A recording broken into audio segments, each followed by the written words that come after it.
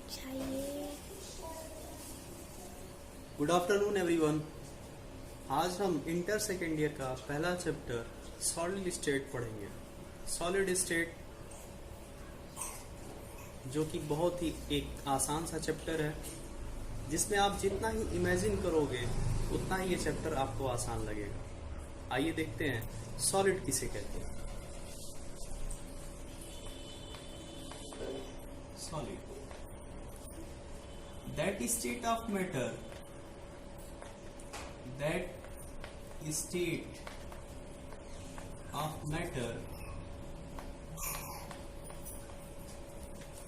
in which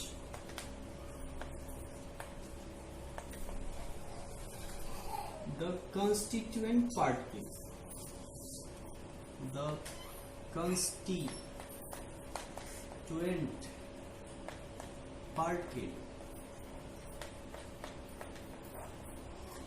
are bonded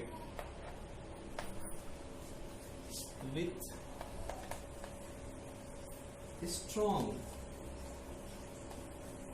force of attraction.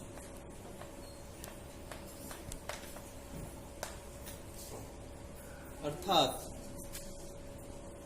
जो ठोस होते हैं उनमें उनके अवयवी कण बहुत पास होते हैं, जिसकी वजह से वो ठोसों का निर्माण करते हैं।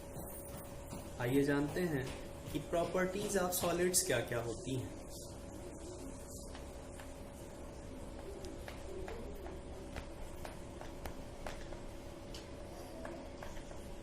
Properties of solid,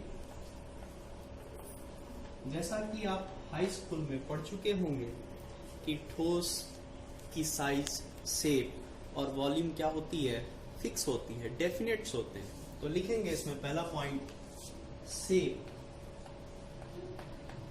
size and volume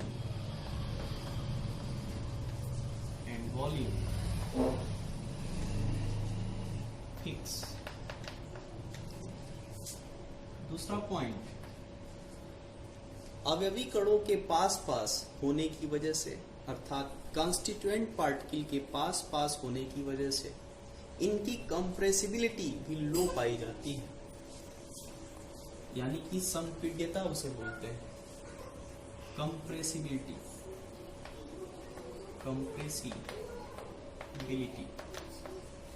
low पाई जाती है। तीसरा, ठोसों में फ्लेक्सिबिलिटी भी लो होती है due to the reason of constituent particle bonded with strong force of attraction. Flexibility low. चौथा पॉइंट, इनके मेल्टिंग पॉइंट और बॉइलिंग पॉइंट भी क्या होते हैं, बहुत हाई होते हैं। किसकी वजह से? जो इनके कॉन्स्टिट्यूएंट पार्टिकल होते हैं वो बहुत पास क्लोजली पैक्ड होते हैं, इसलिए इन्हें मेल्ट करना बहुत आसान नहीं होता। इसके लिए बहुत अधिक ऊर्जा की आवश्यकता होती है, और फिर लिक्विड स्टेट से गैसेस स्टेट में ले जाने के लिए भी बहुत ज़्यादा एनर्जी की आवश्यकता पड़ती है। इसलिए मेल्टिंग पॉइंट और बॉइलिंग पॉइंट बहुत हाई होता है ठोसों में। Melting point and boiling point high. पांचवा पॉइंट, ये बहुत अच्छे कंडक्टर होते हैं, किसके? इलेक्ट्रिसिटी के और हीट के। लिखेंगे यहां से good conductors of electricity and heat.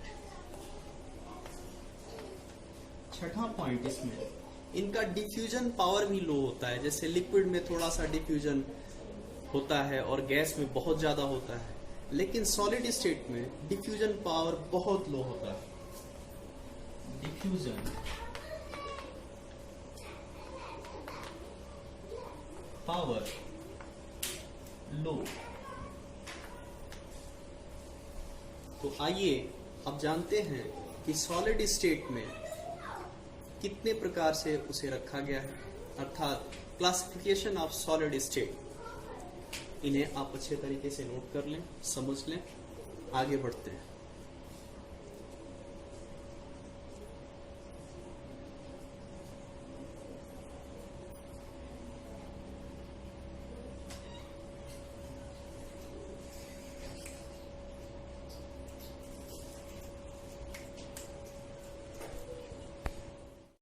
Solid state को दो भागों में विभाजित कर सकते हैं, क्रिस्टलाइन सॉलिड और एमार्फस सॉलिड। क्रिस्टलाइन सॉलिड में आप देख सकते हैं कि इसमें जो रेगुलर अरेंजमेंट होता है कंस्टिट्यूएंट पार्टिकल का, वो लॉन्ग रेंज में पाया जाता है, जबकि एमार्फस सॉलिड में रेगुलर अरेंजमेंट पाया जाता है किंतु शॉर्ट रेंज में पाया जाता है। दूसरा, जो क्रिस्टलाइन सॉलिड होते हैं वो ट्रू सॉलिड के रूप में जाने जाते हैं, अर्थात वास्तविक ठोस होते हैं, जबकि एमार्फस सॉलिड जो होता है वो स्यूडो सॉलिड होता है, सुपर कूल्ड लिक्विड भी इन्हें आप कह सकते हैं।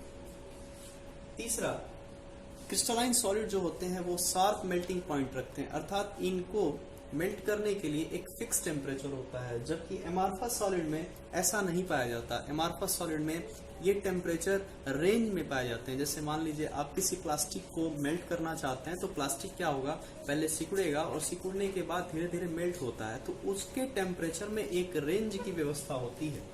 और चौथा पॉइंट आप देख सकते हैं कि क्रिस्टलाइन सॉलिड जो होता है वो एन आइसोट्रॉपिक होता है, अर्थात एन आइसोट्रॉपिक का मतलब कि different physical property in different directions. मतलब क्रिस्टलाइन सॉलिड में आप जब दूसरे डायरेक्शंस में जाएंगे तो आपको अलग अलग प्रकार की फिजिकल प्रॉपर्टी मिलेगी, और वहीं एमार्फस सॉलिड में ऐसा नहीं होता, वहां पर आइसोट्रॉपिक होता है, same physical property in different directions, यानी कि किसी भी आप डायरेक्शंस में जाएंगे तो वहां पर सेम फिजिकल प्रॉपर्टी मिलेगी।